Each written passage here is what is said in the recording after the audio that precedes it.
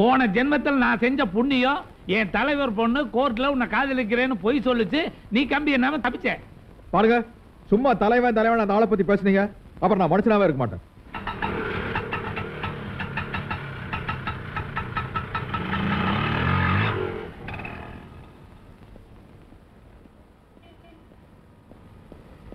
நெல்லு, எங்க வந்த? இது பாருங்க, குடும்ப விஷயத்தை நடு தெருவில் பேசக்கூடாது.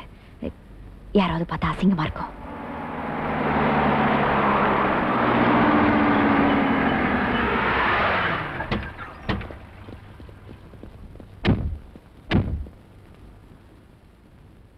எங்க வந்த? என் புருஷன் வீட்டுக்கு. தாலியே கட்டல? இவன் புருஷனா? இந்த கேள்வியை நீங்க கேட்கறது நியாயமே இல்லப்பா. எனக்கு விவரம் தெரிஞ்ச வரைக்கும் எங்க அம்மா கழுத்துல தாலி கட்டாம தானே பொண்டாட்டியா வச்சிருந்தீங்க. எங்க அம்மா கழுத்துல தாலி இல்லாம தானே நான் பிறந்தேன்.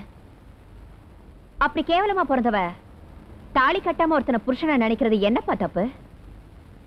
மந்திரி மக இப்படி பண்ணிட்டாலேன்னு 4 பேருக்கும் தெரிஞ்சா அசிங்கங்கிறதுக்காக தான் நீங்க வந்திருக்கீங்க.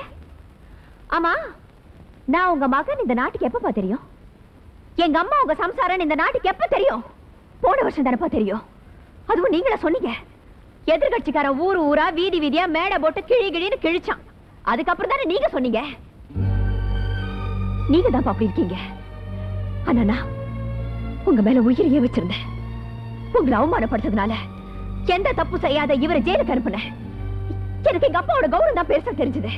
ஆனா உங்களுக்கு மகளோட வாழ்க்கை பெருசா தெரியல.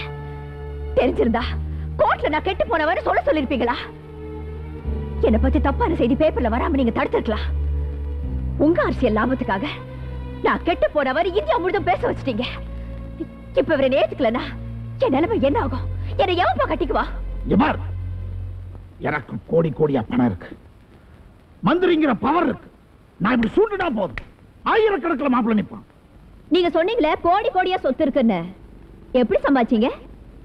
ஏர் புடிச்சு விழுந்தீங்களா இல்ல நெத்தி வேர்வ நிலத்துல சேர்ந்த பாடுபட்டீங்களா? பாவம் பண்ணி சேர்த்த சொத்து, ஊழல் பண்ணி சேர்த்த சொத்து.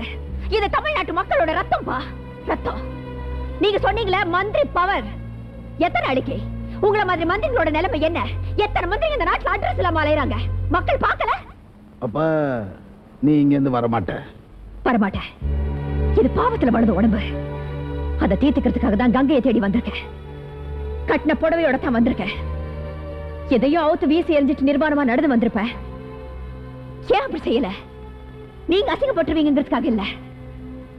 நாளைக்கு என்ன கட்டிக்க போறவரு அவமானப்பட்டு கூடாதுங்கிறதுக்காக தான். ஒரு நிமிஷம் வெயிட் பண்ணுங்க.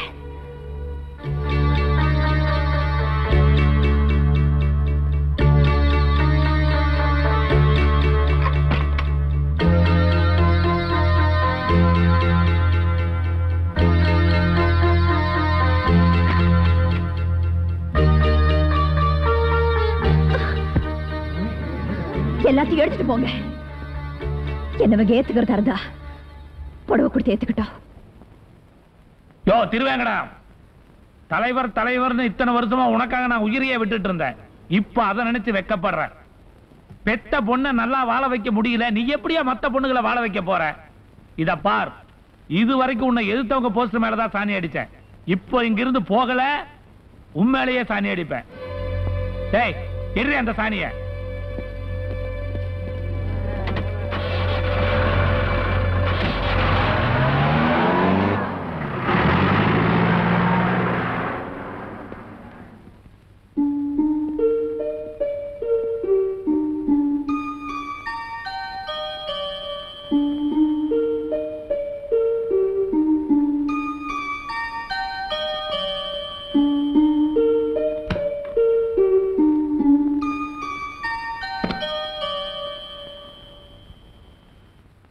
நீயாச்சு, அந்த பொண்ணாச்சு.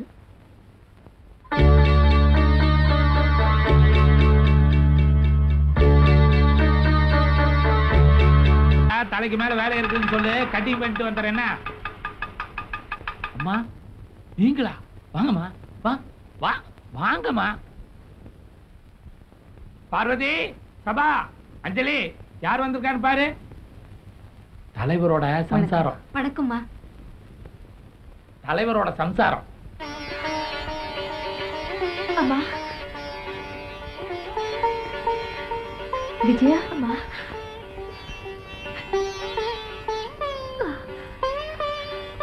விஜயா, அம்மா கார்ல வரல, ஆட்டோல வந்திருக்கு. ஏன்னு கேளு. ஏமா? கோயிலுக்கு போறதா சொல்லிட்டு அப்பாக்கு தெரியாம வந்துட்டேன். பாருங்க பாருங்க, நல்லா பாருங்க. 300 ரூபாய் வாடகை, ஆனா கொடுக்கறது இல்ல. சும்மாருங்க. பெரிய பங்களாவில் இருந்துட்டு உங்க பொண்ணு இந்த சின்ன வீட்டுல எப்படி இருக்காங்கன்னு பாக்குறீங்களா? நானே சின்ன வீடா இருந்தவ தானே.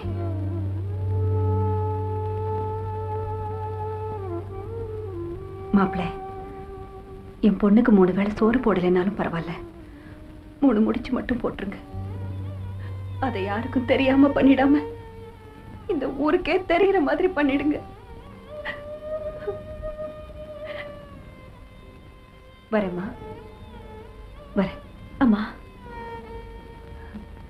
வீட்டுக்கு வந்துட்டு சாப்பிடாம போறேன்னு தானே கேட்க போறேன். சாப்பிட்டு வயிறு நிறைஞ்சு போறதை விட மனசு நிறைஞ்சு போறேம்மா. இப்படிப்பட்ட தங்கமான பிள்ளை எனக்கு மாப்பிள்ளையா கிடைச்ச சந்தோஷத்துல வரேன். தலைவரம்மா வாழ்க. சொல்றி, இது வீடுங்க. வீடா இருந்தா என்ன? தலைவரம்மா வா. தலைவரம்மாவை பத்தி சொன்ன. அவங்க சொல்றது நியாயம்தான். தாலி கட்டாம ஒரு வயசு பொண்ணை வீட்டுல வச்சிருக்கிறது தப்புதான். இல்ல அத்தை, என்னால தானே அஞ்சலி கல்யாணம் நின்னு போச்சு. அவ கல்யாணம் முடிஞ்ச பிறகுதான் என் கல்யாணம். இது பொண்ணு. இத பாருங்க, இனிமே நீங்க அவளை உங்க பொண்ணுன்னு சொன்னீங்க, நான் பொம்பளையாவே இருக்க மாட்டேன். என்னடி சொல்ற?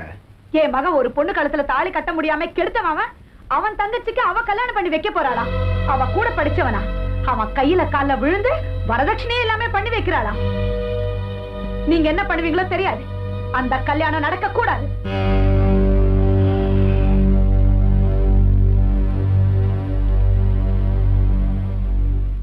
ஹலோ, வணக்கம் சார். நான் தான் ஜட்ஜி ராகவன் பேசுறேன். என் பொண்ணு விஷயம் தான் உனக்கு தெரியுமே. அவ போன இடத்துல ஒரு கல்யாணம் நடத்தி வைக்க போறாளாம். அந்த கல்யாணம் நடக்கக்கூடாது. வச்சிரு போன. கொஞ்சம் வெயிட் பண்ணுங்க. அலங்காரம் பண்றதுக்கு முன்னாடி அண்ணன் கிட்ட ஆசீர்வாதம் வாங்கிட்டு வந்துடுறேன்.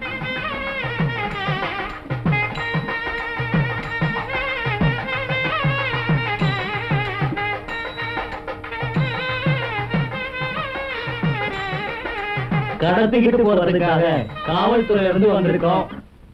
அஞ்சலி எங்க? அண்ணன் கிட்ட ஆசீர்வாதம் வாங்கிட்டு வரேன்னு போனா 15 நிமிஷம் ஆச்சு, இன்னும் காணோம். 15 நிமிஷம் ஆச்சா?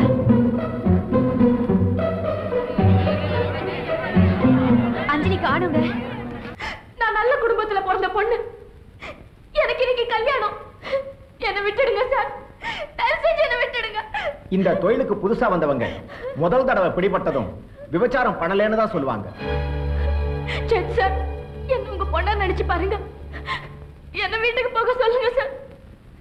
இல்லனா அவமான தாங்காம எங்க அப்பா அம்மா அண்ணன் எல்லாம் தற்கொலை பண்ணிப்பாங்க சார். இத பாருமா, இது கோர்ட்.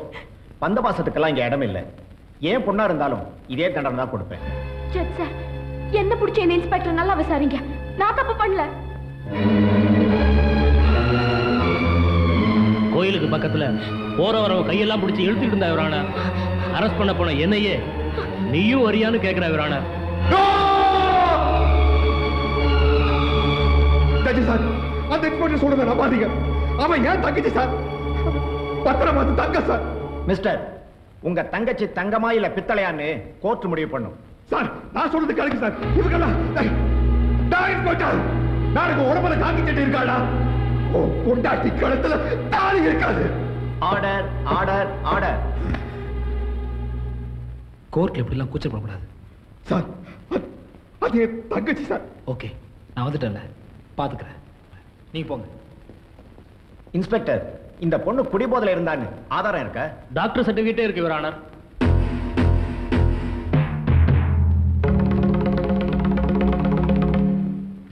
டாக்டரே சொல்லிருக்காருமா நீ குடிச்சிருந்தேன்னு.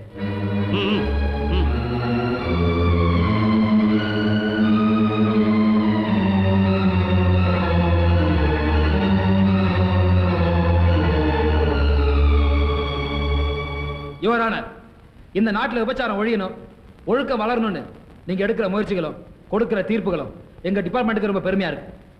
ஒரு லாட்ஜில் விபச்சாரம் பண்ண பெண்களை கைது பண்ணி உங்க முன்னாடி கொண்டு வந்திருக்கேன். அவங்களுக்கு இதே மாதிரி கடுமையான தண்டனை வழங்குமாறு நான் கோர்ட் கேட்டுக்கிறேன். Yes proceed.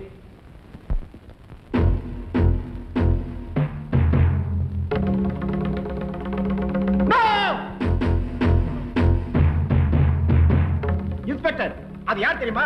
My wife. She is my wife. அது எனக்கு தெரியாது யுவர் ஆனர். இல்ல, நான் விபச்சாரம் பண்ணல. அம்மா, இந்த தொழிலுக்கு புதுசா வந்தவங்க எல்லாருமே முதல் தரம் பிடிபட்டதும் நான் விபச்சாரம் பண்ணலன்னு சொல்லுவாங்க. இல்லையா யுவர் ஆனர்? யோ, அவ ஏன் பொண்டாட்டியா? சாரி சார், கோர்ட்ல பந்தபாசத்துல இடம் இல்லை நீங்க தான் சொன்னீங்க. அப்படிப்பட்டவர் எழுந்துச்சு நிக்கிறீங்களே யுவர் ஆனர். பாண்டி பஜார் லாட்ஜில் காரை விட்டு இறங்குற கையெல்லாம் பிடிச்சி இழுத்துட்டு இருந்தாங்க. அரெஸ்ட் பண்ண போன என்னையே நீயும் வரியான்னு கேட்கறாங்க யுவர் ஆனர். இல்ல இல்ல, இந்த இன்ஸ்பெக்டர் போய் சொல்றாரு.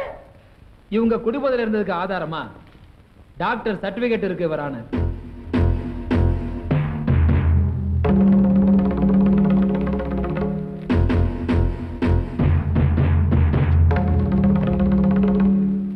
இன்ஸ்பெக்டர், நீங்க பிளான் பண்ணி புடிச்சிட்டு வந்திருக்கீங்க.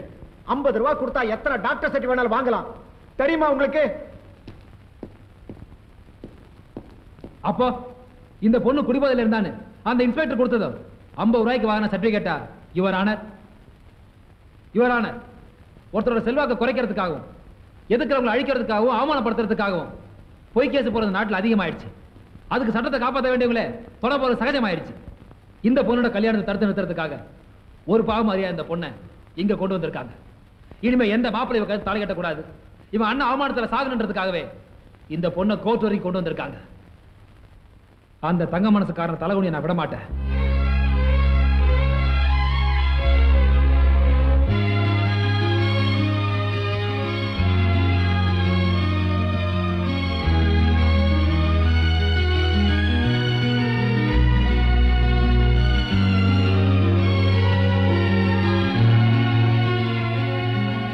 யுவர் ஆனர், வாழ வேண்டிய ஒரு பொண்ணுடைய வாழ்க்கை பாழாடக்கூடாதுன்னு தான் நான் இந்த கோர்ட்ல இப்படி நடந்துக்கிட்டேன். நான் செஞ்சது தப்பு இல்லைன்னா என்னை மன்னிச்சிருங்க. தப்புனா என் மேல என்ன ஆக்ஷனாலும் எடுத்துக்கலாம். ஆனா எடுக்க முடியாது. எனக்கு சட்டம் தெரியும்.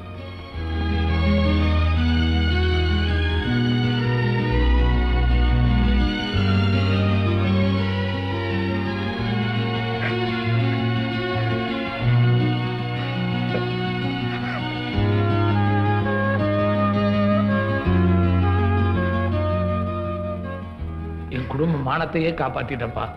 உங்க மகன் என் உயிரை காப்பாத்தினார். அதுக்கு முன்னால நான் பண்ணது ரொம்ப சாதாரணம். சாரிம்மா, உன் சம்மதத்தை கேட்காமல உன் கருத்து தாலி கட்டிட்டேன். உனக்கு சம்மதம் தானே? அப்படியே நிக்கிற காலைல விழு. நல்லா நல்லா நல்லா இருக்கணும்.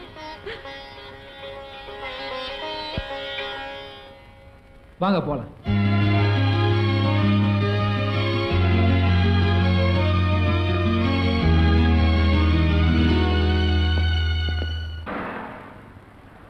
அடடே, மாப்பிள்ள ஜீப் எல்லாம் வச்சிருக்காரு போல இருக்கு. அதுலயே வீட்டுக்கு போயிடலாமே. நோ, அது மாப்பிள்ள ஜீப் இல்ல, கவர்மெண்ட் ஜீப். சொந்த வேலைக்கு அதை யூஸ் பண்றது இல்ல. நான் உங்களுக்கு டாக்ஸி அரேஞ்ச் பண்றேன். மகன மாதிரியே மாப்பிள்ளை. அப்பா நீங்க வீட்டுக்கு போங்க, எனக்கு ஒரு சின்ன வேலை இருக்குது. நான் அப்புறமா வரேன். எங்கப்பா போற? மந்திரியோட வீட்டுக்கு. இருக்குப்பா, அவரோட மகளை பாக்குறதுக்காக. நம்ம குடும்ப கோர்ட்டுக்கு வந்தது காரணமே அவதான்ப்பா. அவள் நான் சும்மா விட மாட்டேன். சபா நில்லுங்க. இல்ல நாகராஜ், நீங்க மட்டும் நீ கோர்ட்டுக்கு வரலன்னா என் தங்கச்சியோட நிலைமை என்ன இருக்கும்? நான் கோர்ட்டுக்கு வந்தது காரணமே மந்திரியோட மக தான். ஜட்ஜோட மனைவியை கூட்டு வந்து கூண்டுல ஏத்த நாடகத்தை ஏற்பாடு பண்ணதே அவங்கதான்.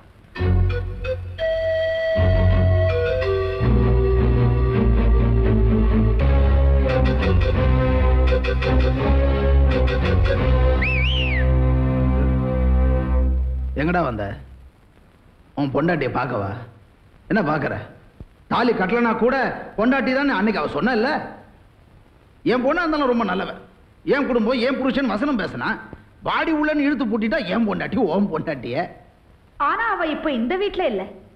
எந்த வீட்டுல மறைச்சு வச்சிருக்கோன்னு எங்களுக்கே தெரியாது. எங்களுக்கு அவ்வளவு வீடு இருக்கு. அத்த, உங்களுக்கு எத்தனை வீடு இருந்தாலும் மேஜரான பொண்ணை அடைச்சு வச்சிருந்தீங்கன்னா புதுசா ஒரு வீட்டுக்கு போக வேண்டி இருக்கு. மாமியார் வீடு அங்க போயிட்டீங்கன்னா உங்களுக்கு பேரெல்லாம் கிடையாது, நம்பர் தான்.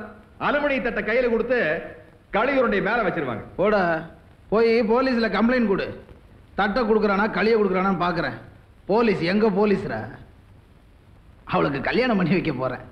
மாப்பிள்ளையும் ரெடி பண்ணிட்டேன். கோர்ட்ல கெட்டு போனேன்னு சொன்ன ஒரு பொண்ணை எப்படி கட்டிக்க சம்மதிச்சான்னு யோசிக்கிறியா? 2 பங்களா தரேன்னு சொன்னேன், 4 பஸ் ரூட்டு தரேன்னு சொன்னேன், எவ்வளவு வேணாலும் பணம் தரேன்னு சொன்னேன். இன்னும் எத்தனை தடவை வேணும்னாலும் கெட்டு போலான்னு சொல்லிட்டான். அவன் தான் இவர் மாப்பிள்ள. 10ஆம் தேதி 10 மணிக்கு கல்யாணம். பத்திரிகைலாம் அடிக்க கொடுத்துட்டேன். முதல் பத்திரிக்கை முதலமைச்சர் கொடுக்க போறேன். மிஸ்டர் திருவாங்கடம், எப்போ சொல்லு, நீ உன் மகளை எங்க அடைச்சு வச்சிருந்தாலும் சரி, அவதான் என் பொண்டாட்டி. பையா வணக்கம். என் பொண்ணு கல்யாணம், முதல் பத்திரிக்கை முதலமைச்சர்கிட்ட கொடுக்கணும்னு என் பொண்டாட்டி ஆசைப்பட்டா. குடியா. பொண்ணு கல்யாணம் தானே? பத்திரிக்கை ஏற்கனவே வந்தாச்சே. ஏற்கனவே வந்துருச்சா? 10ஆம் தேதி 10 மணிக்கு எங்க வீட்டு கல்யாணம்ங்க. 10ஆம் தேதி 10 மணிக்கு தானையா? மாப்பிள்ள பேரு சபாரத்னம். அவனே கொண்டாந்து கொடுத்தான். பையன் நல்ல வாட்ட சாட்டமா உயரமா அழகாத்தான் இருக்கான். வாங்க வாங்க வாங்க வாங்க வாங்க. வணக்கம். என்ன கடையில பெருசு பண்ணிட்டீங்க போல இருக்கு. ஜாக்பார்ல அடிச்சதா? எல்லாம் உங்க தயவு. ஆமா, பொண்ணு கல்யாணத்துக்கு நகை ஆர்டர் கொடுக்க தானே வந்திருக்கீங்க? ஒரு போன் பண்ணி இருந்தா லாரியிலேயே கொண்டாந்து கொட்டி இருப்பனே. இல்ல, நான் பத்திரிக்கை கொடுக்கலான்னு வந்தேன். பத்திரிக்கையா? கல்யாண பத்திரிக்கை ஏற்கனவே வந்துருச்சே. மாப்பிள்ள தம்பி சபாரத்னா கொண்டு வந்து கொடுத்துட்டு போச்சுங்களே. வாங்க வாங்க வாங்க வாங்க வாங்க. வணக்கம். பொண்ணுக்கு கல்யாணம், அதான் பத்திரிக்கை கொடுத்துட்டு. பத்திரிக்கை வந்துருச்சே. மாப்பிள்ள சபாரத்னம் தானே வந்து கொடுத்தேன். ஆமாங்க.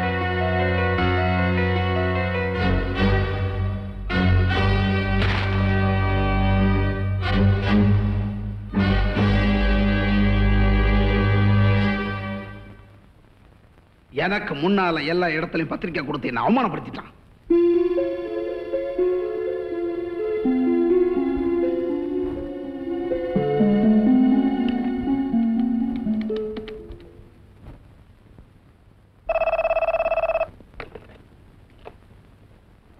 யாரு பேசுறது? யோ பிஏ, இவையா. இத வந்துட்டேங்க சார். எவ்வளவு தைரியமா எனக்கே வந்து பத்திரிக்கை வைக்கிறானா? என்ன அர்த்தம்? அவனுக்கு தைரியம் இருக்குன்னு அர்த்தம். இந்த பாருங்க, உங்க பொண்ணை நீங்க எங்கே ஒளிச்சு வச்சிருந்தாலும் அவன் உங்க பொண்ணை கடத்திட்டு போக முடிவு பண்ணிட்டான்னு அர்த்தம். எல்லாரையும் போக சொல்லு. போங்க. உனக்கு தனியா சொல்லணுமா? போயா. இன்னைக்கு தேதி என்ன? 9. நாளை காலையில 10 மணிக்கு தானே கல்யாணம். வெளியேந்து பார்த்தா உள்ள யார் இருக்கான்னு தெரியாத அளவுக்கு ஒரு வேனை ரெடி பண்ணி, சரி, அதுல என் பொண்ணையும் நம்பிக்கையான நம்ம ஆளுங்க பாதுகாப்பு உள்ள ஏத்து. இப்ப இருந்து சிட்டி பூரா அந்த வேன் சுத்தட்டும். அருமையான ஐடியா. நாளை காலையில 8 மணிக்கு கல்யாணம் மண்டபத்துக்கு வந்து அவ உங்க பொண்ணை தேடி உங்க வீடு எங்க இருக்கு, உங்க தோட்டம் எங்க இருக்கு, அங்கெல்லாம் சுத்துவான். ஆனா வேனுக்குள்ள பொண்ணு இருக்க விஷயம் அவனுக்கு தெரியவே தெரியாது. ஏங்க, எந்த வேனை ரெடி பண்ண? 3366. 3366. ஓகே, ரெடி பண்ணிடுறேன். இதுக்கு தான் ஒரு பிஏ வேணுங்கிறது. என்கிட்ட சொல்லிட்டீங்கல்ல, இந்த ரகசியம் யாருக்கும் தெரியாது, யாரும் காது கொடுத்து கேட்க முடியாது. ஆமா, இது எதுக்கு கொண்டு வந்தேன்? ஓ, யாரோ போன் பண்ணாங்கல்ல. ஹலோ,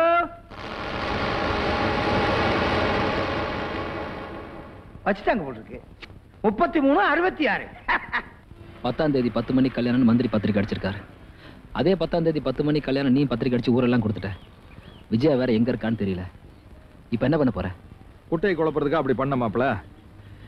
இப்ப என்ன பண்றதுன்னு புரியலையா? கல்யாண மேட்டருங்கிறது இன்னமும் சாதாரண பிரச்சனையா நினைச்சிட்டு இருக்கிறான். நிறுத்துப்பா. அம்மா, என் பொண்ணு விஜயாவை ஒரு டெம்போ வேன்ல மறைச்சு வச்சிருக்காங்க. இப்போ அந்த வேன் சிட்டி ஃபுல்லா சுத்திட்டு இருக்கு.